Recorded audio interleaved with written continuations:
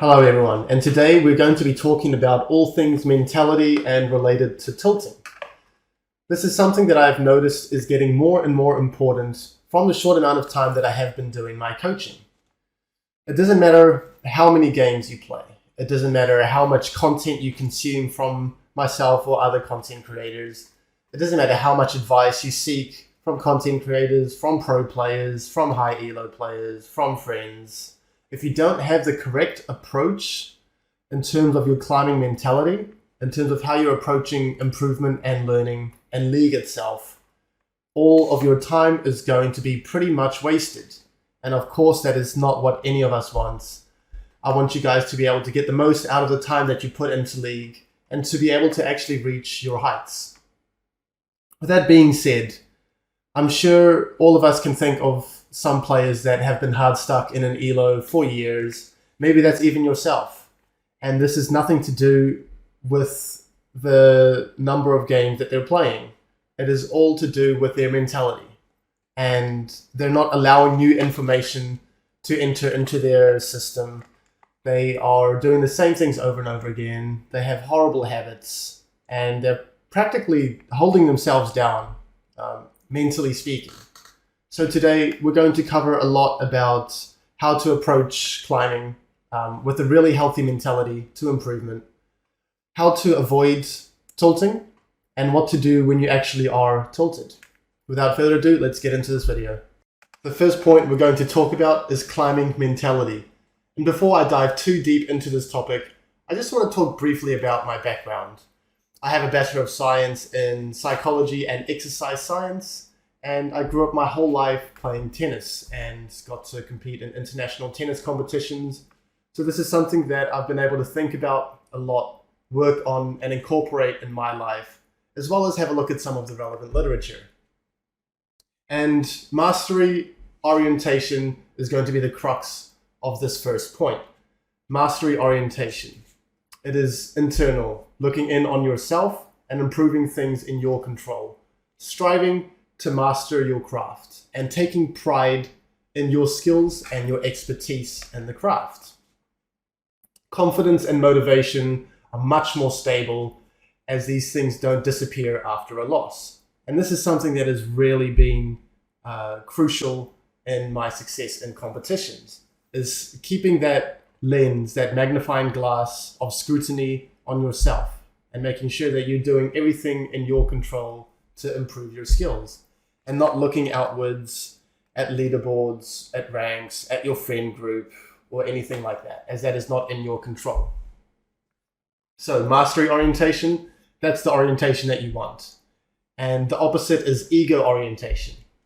Ego orientation is external. It's comparing yourself to outside standards. It is wishing for something that is not directly in your control. This could be striving to look good, or being a certain rank, or being better than your friends in league or in any other domain. You can't directly control perceptions, you can't directly control leaderboards, and this is the catch-22 of an ego orientation. Even when you do receive your desired feedback or your desired rank or how you want to look to others, you're satisfied in the moment, but it's very short-lived and it won't improve your skills more than absolutely necessary to just barely maintain that level of appearance. So let's say you finally get silver, you're happy. You don't look to improve your gameplay anymore. You're just bragging to your friends. You're gloating at your shiny new silver rank. And that's it. You're not going to improve from there. And you're holding yourself down. And this is where that age-old adage of it's not about the destination, it's about the journey comes into play. I hate to use that overused phrase, but it really is true. It's all about reaching and striving towards something. And once you do have something, once you reach it, it's hard to figure out what to do after that, right? You kind of just sit there, there's nothing to do, maybe even get a little bit depressed. And I've noticed this a lot in my life, and I've noticed other people going through this as well. And that is exactly what happens when you have an ego orientation. You just get stuck. And it's all about constantly working towards something. And mastery orientation is perfect for that. You can never reach perfection in a task, but you can always strive to improve on it and be a little bit better than your past self. So if you're not convinced about my discussion between mastery orientation and ego orientation, we're actually going to have a look at some literature that dates back as far as 1946, just to show how well established and well documented and understood that this topic is. So in 1946, a study by Alper found that intentional learning, having learning objectives to focus on, to actively work on to improve your craft, is best done in mastery orientation, which makes sense. The ego orientation was described as being a situation which is threatening to self-esteem. So where you are more susceptible to being harmed by the environment. And if things go wrong, then everything starts to collapse and unravel itself for you.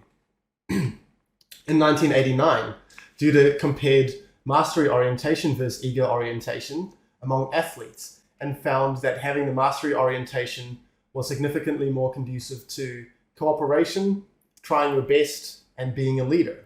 And these are all valuable skills either in League or in life. And League is a game with problem solving, information theory, decision making, cooperation, communication, all under pressure. So it's really a game that rewards competence and a healthy mentality. So this is not to be taken lightly. Another study, Duda and Hall in 2001, found mastery orientation to be associated with stronger work ethic, better persistence, and optimal performance over time.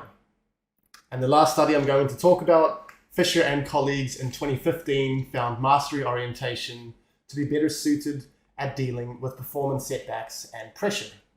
And these are all very common in League. So, mastery orientation. Focus on what's in your control. Strive to be the best player, the best person that you can be, and really focus on yourself. And my next point ties in quite neatly to mastery orientation and focusing on what is in your control. And it's taking responsibility whenever possible. You'd actually be surprised at how much is actually reliant on you and you alone in League. Let your first instinct be, what could I have done to prevent this? Or what could I have done for this to actually succeed? And I wanted to illustrate this point by actually showing an example, a snippet of a game that my student sent me, where he was Thresh and he wanted to move into the river here because he felt like he was stronger in the 3v3 with his jungle, but he's all by himself here and he's just horribly out of position and dies, right? And from an outside perspective, you would say that the Thresh is out of position and he ran in and he died. But his perspective was that his jungle should be here, and that his jungler not being here is his jungle's fault, and his death is not necessarily his fault alone. So it's very easy to shift blame onto others. And we had a long talk about mentality here, and it was really necessary to think about how to approach a situation like this. And if Hecarim was right here and Thresh can lantern him in, and maybe General's a little bit closer, then sure, they can win the 3v3. But the reality of the situation was that Hecarim is not here right now. So either Thresh can wait until Hecarim clears his camps and then contest this a little bit later, or he can contest this once they get a little bit more prio, and then Hecarim will be on the map as well. And maybe Hecarim wants to be putting his camps onto cooldown so that he can actually scale up faster. And so we shouldn't be looking for aggressive plays while our Hecarim has a camp on this side of the map. My point is, there are many, many ways that you can look at a situation like this and figure out how to prevent what happened from happening. And he's a smart guy, and I think that if he had a look at this from an outside perspective, from a third-party perspective, he looked at this Thresh, he would tell me that Thresh is out of position and he got punished. But it's so easy to get stuck in the moment where you're not thinking clearly, you're angry at your teammates, and you're letting your emotions take over your mind.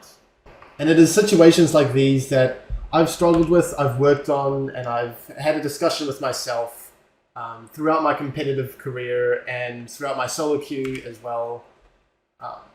I would initially feel like we could have contested river here.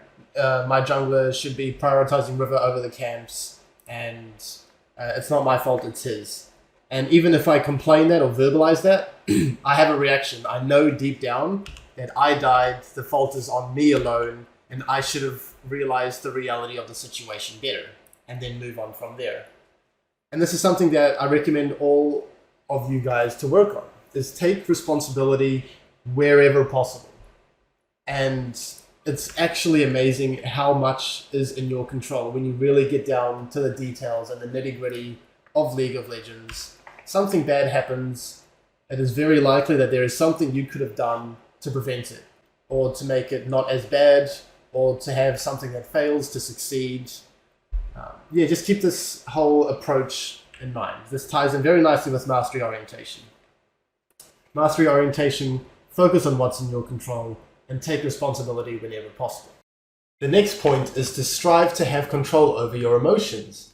Negative emotions, what we would consider as tilt or frustration, are negatively correlated with motivation and performance, whereas positive emotions are linked to increased performance and success in many different domains. I won't bore you with the academic literature here, just trust me that it is well documented in behavioral psychology. Now, I want to make it clear that I'm not campaigning for us all to become robots with no emotions. It's about acknowledging that negative emotions are part of who we are, and recognizing when they do pop up, and then working to minimize their duration.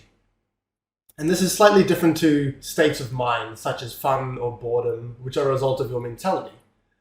But it's important to keep in mind that you can never completely get rid of emotional reactions. Just as you can never perfect the game of LoL, you can never reach that mastery even though you want to chase it. But we can all do our best to strive for these and get as close as we can. It also helps to recognize that our brains are actually physiologically designed to be more sensitive to negative feedback than to positive feedback. Evolutionarily speaking, this was to ensure our survival.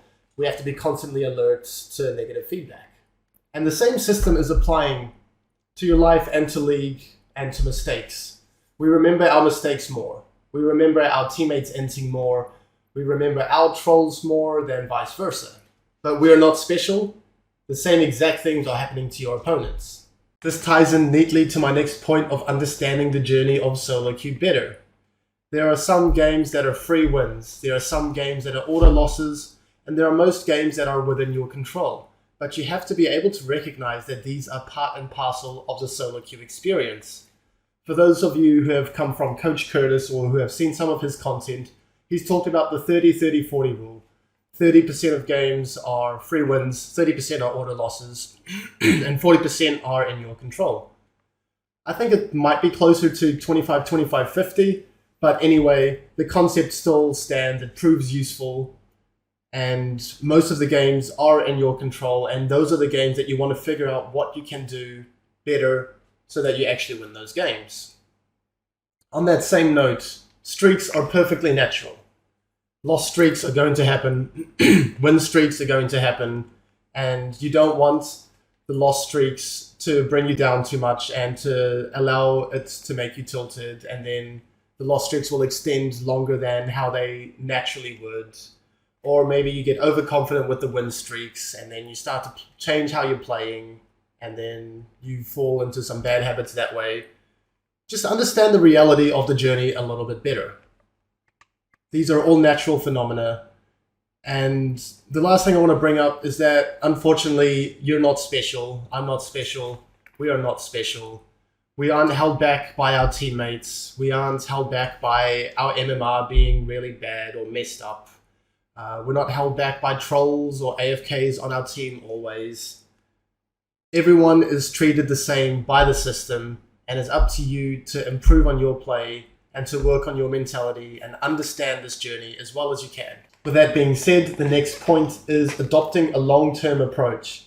And I'm not going to be the first to say this, and I definitely won't be the last, but climbing solo queue is a journey, and like anything that is actually worth working towards, it takes time and it takes effort. But for the smoothest journey possible, you need to have faith that if you do the right things and you don't dwell on shortcomings, results will eventually follow. And on this note, sometimes you need to sacrifice the present for the future. You can call it limit testing, you can call it being a scientist, conducting experiments, but constantly pushing the boundary of what you know and what you're capable of, and always improving and doing one step better than what you were previously is a great path to improvement. And this doesn't have to just be for micro, it can be for macro as well. It can be thinking about waves. Which wave can you push so that you're not punished, so that you're not overstaying your tempo? How deep can you get the ward so that you provide relevant information and you don't get caught out? In terms of draft, which champs can you pick so that you can scale up but still not be too weak in the early or mid game? There are many examples like that, and you always want to be trying to improve on yourself and make yourself just that little bit better each time you step onto the rift. Let's talk about quality over quantity. And this is another misconception. Just as you don't need to play 20 different champs to climb, you don't need to play 20 games a day to climb. It doesn't help, it might even hurt your journey. And you'll perform at your best when you are fully focused, you're mentally fresh, you're excited to play some League and queue up, and you're not carrying any baggage from recent games. So I've reached my personal highest peaks by adopting this mentality of quality over quantity. I would play just 3 to 5 games a night max, and if I lose 3 in a row, I don't queue up again. Ideally, I wouldn't let my losses affect me, and I would stay focused on the task at hand, but I'm only human, and if I get a bit of a loss streak going, I feel like I'm starting to bring a little bit of baggage into my next game, so I just call it there. But yeah, it sucks to see your LP go down, and to see red on your match history. So I will just wait until I am next ready to queue up again, when I'm fully focused and fresh the next day. And it's not a race. You don't have to win 10 games in a row immediately and get to your desired rank instantly. I reached over 1.3k LP in solo queue, and I ended rank 3 near the end of the season before I stopped playing and let it all decay. But this has really, really worked for me, and I've talked to other players and they encourage this approach as well. This is especially important for those with busy schedules and other life commitments, such as working or studying full-time. I've been there. Last year I was competing and studying full-time while trying to climb in solo queue, and this really helped me to be able to reach my peak, and the time that I did invest, I tried to make the most out of it. And yeah, I hope this helps in terms of how to approach your time invested in League. The only time that quantity actually is important is when you're picking up new champs, when you just have to learn their mechanics and their identity and you need as many games as possible. But hopefully this doesn't happen too often during your solo queue journey. And it's either you have already learned these champions in the past, or you can spam games on a new champion that you want to learn in other game modes or on Smurfs. And the final point that I want to talk about in climbing mentality is to be constructive in your self-criticism. It's very important to have the magnifying glass on yourself, to take responsibility when possible, like we've talked about, but it needs to remain constructive. It can't pass into the destructive territory. It can't pass into the, I suck, I should quit, what's the point? At that stage, you need to rethink your approach and your climbing mentality. And it's quite likely that your emotions are doing the talking instead of the logical part of your brain. And we've already talked about how we want to try to minimize emotions when we are approaching League. So yeah, stay constructive in your self-criticism. When you're reviewing a death or something, maybe there's a brief flare up of negative emotions in you when you see yourself die. You're like, what the hell was I doing? That was so stupid. But try to minimize that and get to the meat and bones of the review. Constructive criticism, such as, I should have held my Q, or I should have waited until the jungler showed to engage, or I should have used my skill shot slightly later, or I should have approached from fog, etc., etc. Alright, let's move on to the topic of tilt. And I want to talk about the nature of tilt, which is essentially frustration and anger. And I believe that anger stems from an inherent disconnect from reality. Just bear with me here. Let's say you get angry at your car or your computer not working smoothly. And I believe that that is because you don't fully understand everything that is going on behind these machines. All of the variables, or the mechanics, or just the overall complexity of them. You just see car and you want something that goes forwards, or computer and you want a problem-free gaming or searching or viewing experience. But when something goes wrong, your fragile understanding of these intricate machines is thrown into chaos and collapses completely. And you don't know how to fix it because you never understood it in the first place. And that's why you feel angry or frustrated or tilted. You have a disconnect with reality. A car mechanic has a more intimate relationship with reality when it comes to cars. And it'll be much less likely for them to, first of all, experience issues, as they would have taken preventative measures or get angry when things go wrong. And you might see already where I'm going with this in terms of relating this to League. So before I go further, I am the biggest offender of this. When anything goes remotely wrong with technology, I get mad, and I know that it is because I lack so much knowledge and understanding about how it all works. The same goes for, let's say, your partner in a relationship.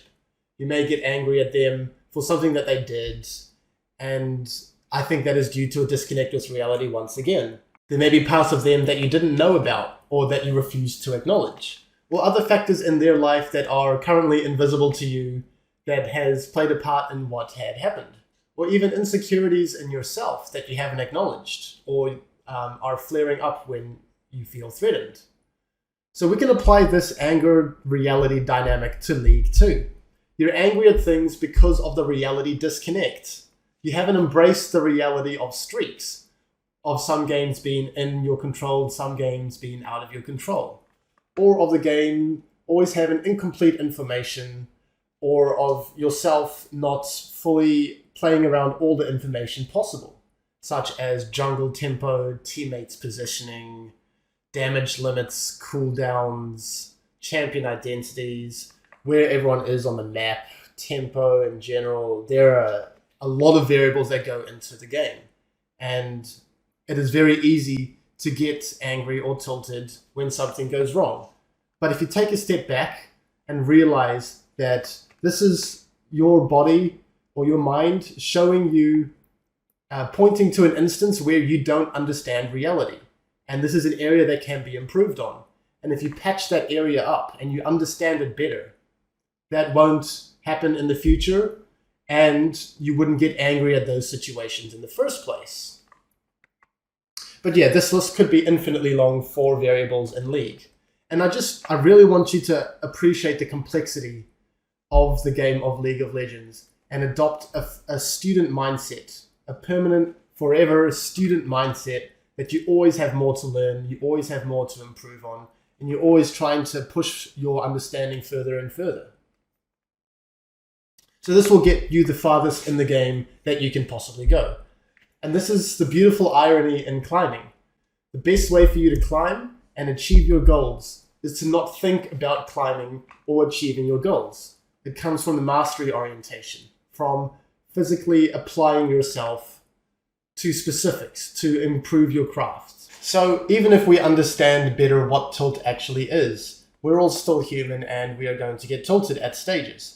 So let's go over a few points as to how we can untilt ourselves. First point, pay attention to what is going through your mind when you are tilted. Observe yourself and your thoughts. Look at yourself from above, from a third-party perspective, and notice what is going on. Notice how your mind becomes closed to new information and you are less capable of making informed and intelligent decisions.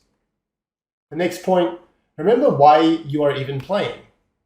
Maybe this is something that you haven't thought of for a long time, but the game really is fun. It is challenging, improving is rewarding, and if you stay on track and you maintain a healthy relationship with the game, it really is a lot of fun.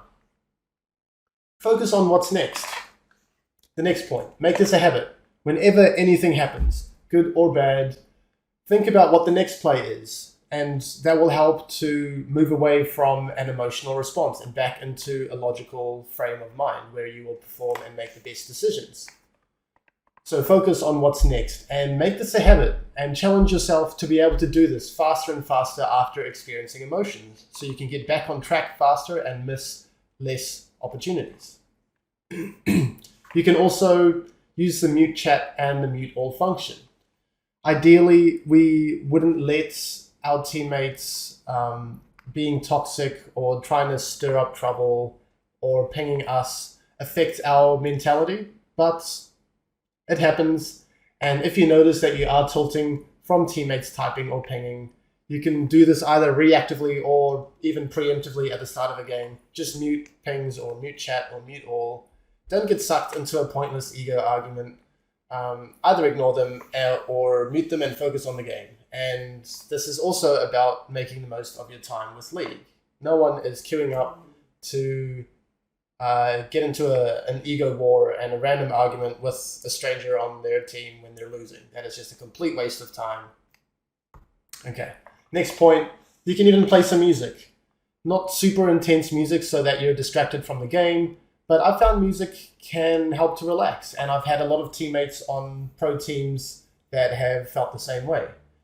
If you just focus on the lyrics or the melody when you feel yourself getting tilted, it can help to just bring you back down to earth, to calm you and allow you to move on with the game. And if all else fails, you can always just not queue up as well. I've talked about my experience with quality over quantity, and when I have those loose streaks, I just stopped queuing up. It's okay to recognize that you are tilted and that you aren't in control of your emotions and that you shouldn't queue up again right now. We're all human. After all, you can just take a break, you can get some fresh air, you can play a different game mode, or you can even just play the next day. The last topic I wanted to talk about is preventing tilt. And here I want to mention something. Maybe it's a misconception, maybe it's just never really talked about, I'm not sure. But there is no such thing as League and then IRL, okay? You're the same person. You react to challenges and to stimuli and to problems and on your approach to solutions in the exact same manner in League and in other aspects of your life. So you need to work on those other aspects of your life. Because if you bring baggage into the game, it's going to negatively affect your rate of improvement and climbing. So for this, I mean your diet, your sleep, your exercise, your relationships, your mental health.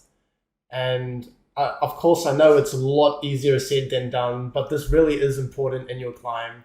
And I don't think I'm going to have the time to go into each one of those in depth, but they really are important. And I have experienced benefits myself in terms of working on these with my mentality when I queue up for League as well. And this also helps to maintain a healthy relationship with League. You want to try to make the most of your time that you are investing in League, and you don't develop a toxic relationship with League where whenever you are playing, you are angry or tilted, or you just lose too much and you just become miserable. Maintain a healthy relationship with League, respect it, and something that can help in this is also working towards something, ideally objectives. And leading on from that, reviewing your games can also help to prevent tilt. If you are giving yourself something to work on, you're going to be much less likely to autopilot or to have destructive thoughts if you are focusing on something concrete and you are focusing on a learning objective, okay? And the last point, keep developing your climbing mentality. I started this video talking a lot about climbing mentality, and that can also act as a preventative measure to tilt. If you really have a strong foundation to your approach to League and improvement, you're much less likely to go off track. A healthy climbing mentality can act as a full suit of armor against tilting. I realized I forgot to mention something in terms of mentality, and I may have come off as quite cold and crude. I'm not saying that you can't play League if you're feeling down, or if it serves as a bit of an escape tool, or if nothing, or if everything isn't perfect in your life. I'm just saying that if you want to climb and perform consistently, then taking care of those aspects of your life is going to help immensely with that. So this was a bit of a different video. I'm not sure if you guys would have clicked on this video for life advice, but sometimes topics like these, this is just the best way to approach them. But anyway, thanks for watching, and I really hope that you do take something from it that will help you on your solo queue journey. As always, feel free to join my School of Support Discord server for coaching or any questions that you may have, or just talking with like-minded supports like yourselves. Thanks for watching again. Bye.